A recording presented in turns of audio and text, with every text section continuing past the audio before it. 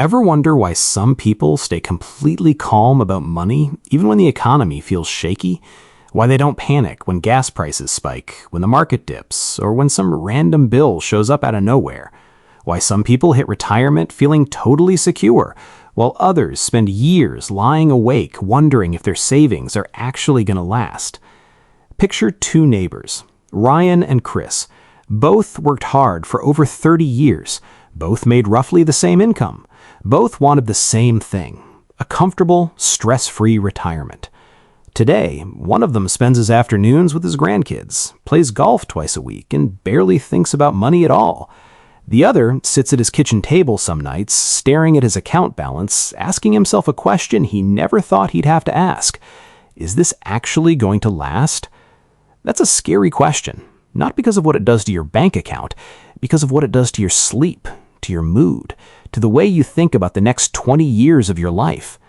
Most people assume the answer here is obvious. Maybe one guy earned more. Maybe one of them picked better stocks. Maybe one of them just got lucky. But the real answer is a lot more interesting than that, and a lot more useful too. The biggest threat to your financial security isn't inflation. It's not a recession. It's not even a low salary. The real threat is a habit that feels completely normal while you're living it. So normal that millions of people do it every single day without ever questioning it. At first, it doesn't feel like a mistake. It actually feels like progress. But quietly, slowly, it rewrites your entire financial future. And here's the part that gets people. Most people don't even notice what's happening until it's way too late to fix easily. By then, they're not asking, how do I get rich anymore? They're asking, how do I just feel okay? So what split Ryan and Chris apart? What turned two nearly identical lives into two completely different outcomes? Stick around, because by the end of this video, you're going to walk away with a set of minimalist money rules that can completely change the trajectory of your financial life. And I promise you, at least one of these rules is being ignored by almost everyone you know. Let's get this out of the way first. It wasn't a secret stock tip. It wasn't some insider strategy only rich people know about. It wasn't luck. In fact, that's exactly what makes this whole thing so surprising. The habit that changed their futures doesn't look impressive at all. Nobody brags about it at a barbecue. Nobody posts it on Instagram. And yet it quietly touches almost every single financial decision a person makes in their life. Ryan followed this habit without even thinking twice about it. Chris ignored it for over a decade. At first, their lives looked nearly identical. Same kind of car, same size house, same beach vacations every summer. But slowly, a gap started forming. Not a gap in income, a gap in freedom. When the water heater died, Ryan replaced it and moved on with his week. When the market dropped 15%, Ryan didn't lose a single night of sleep. When a surprise expense showed up, Ryan barely noticed. Chris felt the weight of every single one of those moments. And here's the strange part. This gap wasn't created by one massive decision. It was built out of hundreds of small ones that each felt completely harmless in the moment. That's exactly why almost nobody catches it before it's too late. We've all been taught that financial security comes from adding more income, more investments, more stuff, more upgrades. But what if that's backwards? What if the people who always seem to have money aren't constantly adding things to their lives? What if they're quietly removing things instead? That's the whole idea behind minimalist money rules. Always have money, live better with less. Sounds like a contradiction, right? By the end of this video, you'll see just how connected those two ideas actually are. Rule 1. Here's something that trips a lot of smart people up. If financial stability is really this simple, why do so many people miss it completely? Why do people making six figures still stress about money every month? Why do some retirees feel completely secure, while others spend their golden years terrified of every unexpected bill? The answer has nothing to do with intelligence. People who struggle financially almost never make one giant, obvious mistake. That's what makes this so sneaky. Nobody wakes up one morning and decides, you know what, I want to make my future harder. Instead, people make one reasonable decision after another. A slightly nicer car, a slightly bigger house, a couple of monthly payments that seem totally manageable. A few subscriptions that barely register, a vacation that feels earned, a purchase that feels deserved. Every single one of those decisions makes sense in isolation. That's exactly why nobody sees the danger coming. The damage only becomes obvious years later, and that's precisely what happened between Ryan and Chris. At 40, their lives look the same. At 50, still pretty similar. Even close to retirement, most people would have guessed they were in nearly the same financial position. They weren't, because one hidden number had been quietly growing between them for decades, a number almost nobody ever tracks, but one that matters way more than your paycheck ever will. That number is what I call the gap, the space between what you earn and what your life actually requires to run every month. Most people obsess over income. Very few people ever obsess over the gap. But your paycheck only tells you what you make. The gap tells you how much freedom you're actually building. Think about it this way. One guy makes $75,000 a year and manages to keep $15,000 of it. Another guy makes $150,000 and only keeps $5,000. Who's actually becoming more financially secure?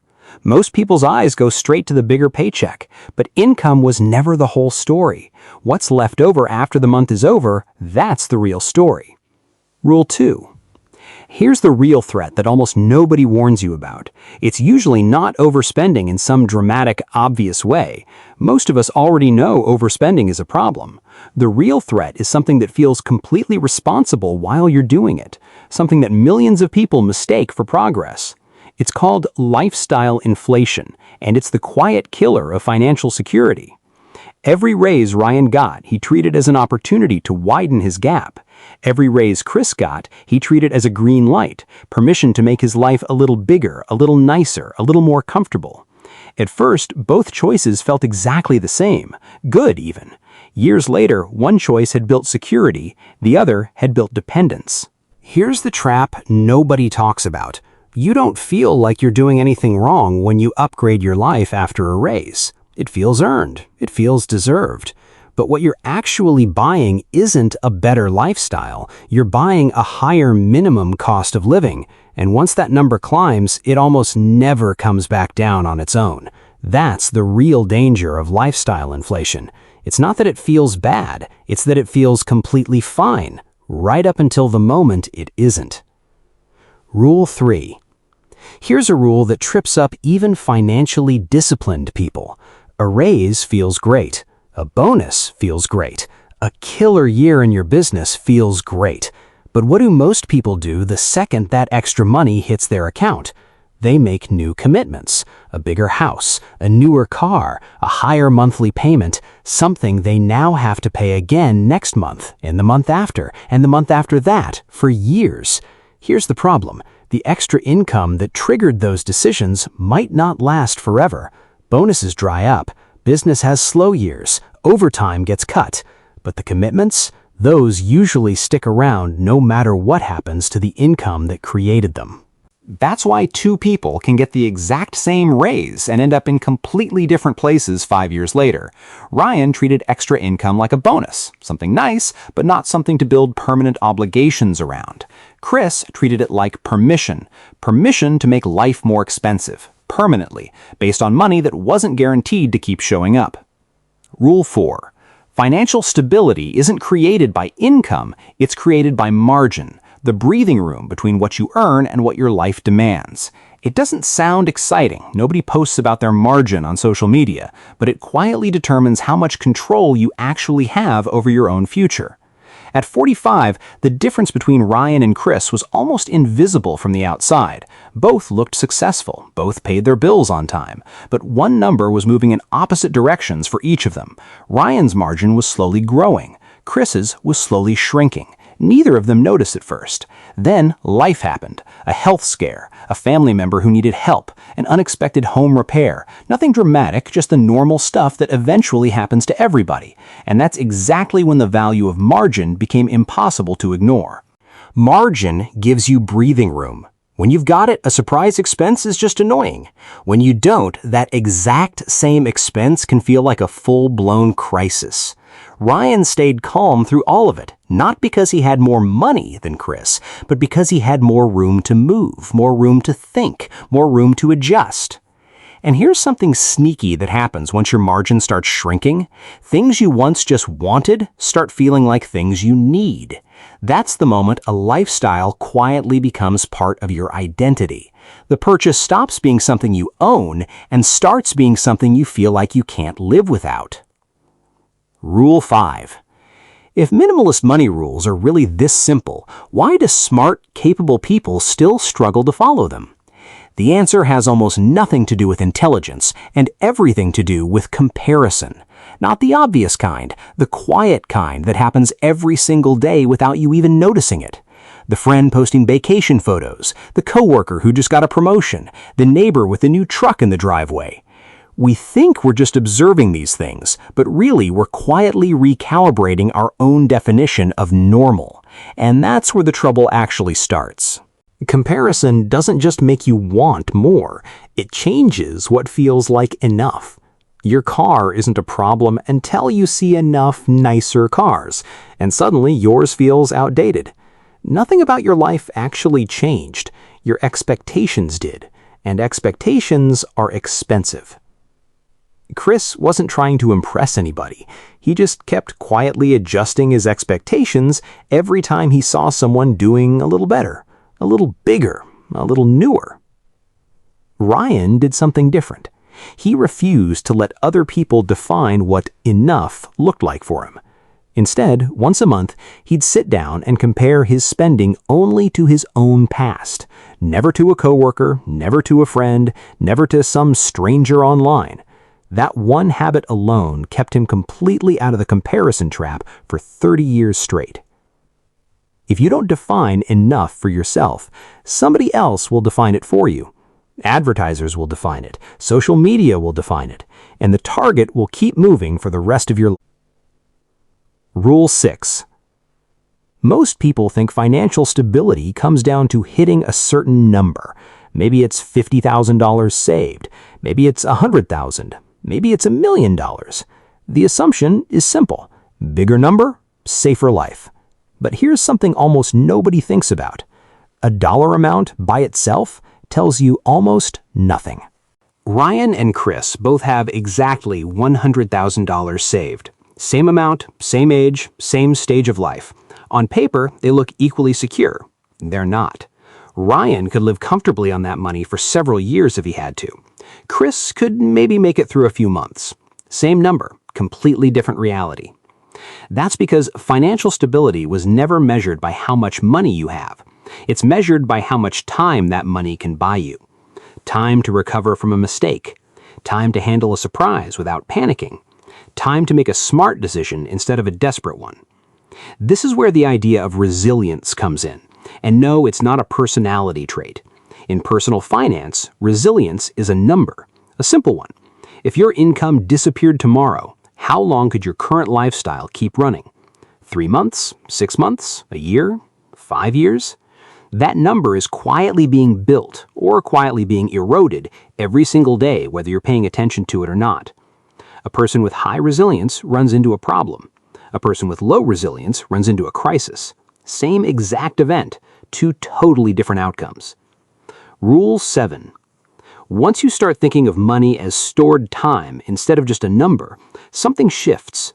You stop judging financial decisions by how they make you feel today, and you start judging them by what they let you do tomorrow.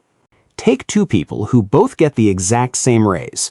One buys a luxury SUV with the extra money. The other uses it to knock out a monthly payment for good. 5 years later, one of them has a nicer vehicle sitting in the driveway. The other has more choices. That's the difference most people never catch. One decision improved a lifestyle. The other improved a future. That's why one of the most important minimalist money rules is this. Every purchase has 2 price tags. The first is the money you spend. The second, and heavier, is the freedom you give up. Most people only ever notice the first one. Financially secure people train themselves to notice both. Before a big purchase, they don't ask, "Can I afford this?" They ask, "What will this actually cost me 5 years from now?" Rule 8. Here's a rule most videos on this topic completely skip. Debt isn't just a cost, it's a margin killer. When you borrow money for something, you're not just spending future dollars, you're spending future freedom, months or years before you've even earned it. A credit card balance, a personal loan, one of those zero-interest payment plans that seem so harmless, all of them quietly drain your future gap before that gap ever has a real chance to grow. Chris's biggest problem was never that he spent too much in any single month. It's that most of his lifestyle was propped up by borrowed money. As long as the paychecks kept coming on schedule, everything felt fine. The moment one paycheck was late, the whole structure started to wobble. Debt doesn't just cost you interest, it costs you options. Every dollar of monthly debt payment is a dollar that can't go toward your margin, your resilience, or your peace of mind. Rule 9. Most financial advice stops at just save money, without ever explaining where that money actually needs to live so it's useful the day you need it. Ryan's real advantage was never a giant pile of savings. It was a separate, easily accessible emergency fund worth about 6 months of expenses. When the car broke down, when a surprise medical bill showed up, he never had to reach for a credit card. Chris had savings too, but it was locked up in a CD or tied up in investments that would have taken a loss if he'd cashed out early. When the emergency actually hit, that money simply wasn't there for him in the way he needed it to be. Savings and an emergency fund are not the same thing. An emergency fund exists for one purpose only: bad days, not investment opportunities, not good deals. Bad days, full stop. Rule 10. Ryan never white-knuckled his way into saving every month through sheer willpower. He just never gave himself the chance to skip it. The moment his paycheck landed, a fixed percentage moved automatically into savings, and he lived on whatever was left over. That's the entire idea behind pay yourself first. Chris did it backwards. Spend first, save whatever's left. Most months, there was nothing left to save. This sounds like a small, almost boring difference. It isn't. Over 30 years, that one habit created a gap just as significant as the difference in their actual incomes. Rule 11. Here's a rule that quietly gets left out of most of these conversations. Money you invest today doesn't just grow, it earns returns on its own returns, and it snowballs faster the longer you leave it alone. A modest investment started at 25 can outpace a much bigger investment started at 35. It's not about grinding harder, it's about starting earlier and getting out of your own way. Ryan understood this early. Every dollar he put away in his 20s wasn't just a dollar, it was decades of compounding waiting to happen. Chris kept telling himself he'd start seriously investing once things settled down. Things never quite settled down. Rule 12. Here's where the final trap usually hides. It doesn't show up when people are struggling. It shows up when things are going well, when income is higher, savings are growing, and life finally feels comfortable. That's exactly when a lot of people quietly start believing the rules don't apply to them anymore. When money is tight, people pay close attention. They check the numbers, they question every expense. They think twice before making a commitment. But as life improves, people tend to relax. They get more confident, less careful. The habits that built their stability start to feel optional. That's exactly what happened to Chris. He stopped checking the numbers as often. He stopped questioning new expenses. He assumed future income would just solve future problems. Because things had been going well for years, why wouldn't they keep going well? Here's the thing. Building financial stability and keeping it are two completely different skills. Plenty of people master the first one, far fewer master the second. Staying disciplined under pressure is one thing. Staying disciplined when you're comfortable is a whole different challenge. Ryan saw it the opposite way. The more successful he became, the more responsibility he felt to protect what he'd built, to keep following the exact habits that got him there in the first place. Because he understood something most people miss. The habits that create financial stability matter the most the moment you start believing you don't need them anymore. What real wealth actually means. So let's go back to Ryan and Chris. Similar incomes, similar careers, similar starting points, and yet they ended up in completely different places. By now, the reason should be obvious. It wasn't a secret investment, it wasn't perfect timing, it wasn't luck. It was small decisions repeated for 30 straight years. One of them spent years quietly increasing what his life cost to run. The other spent years quietly increasing his margin. One kept chasing the next version of success. The other decided what enough looked like and protected it fiercely. Because here's the real lesson underneath all of this. When people say they want more money, what they're usually asking for is something deeper. They want to sleep better at night. They want the ability to help family when it matters. They want the freedom to walk away from a bad situation without it wrecking them. They want the confidence that one bad month won't turn into a full-blown crisis. That's what financial stability actually provides. Financially secure people don't use money to prove something to anyone. They use it to build something, a calmer life, more options, more room to breathe when things get hard. Real wealth was never really about how much you own. It's about how little you have to worry about. The wealthiest people you'll ever meet often don't look wealthy at all. They're not trying to prove anything to anybody. They've simply reached a point where they have enough. Enough to sleep well, enough to help the people they love, enough to make decisions based on what they actually want, not what they're afraid of. Before you close this out, ask yourself 3 simple questions. First, what's one expense in your life that creates more stress than happiness? Second, what's one financial obligation that takes away more freedom than it actually gives you? Third, what's one small change you could make in the next 30 days that would create a little more breathing room over the next year? You don't need to fix everything at once. Most people fail because they try to overhaul their entire financial life overnight. The people who actually succeed usually do something much simpler.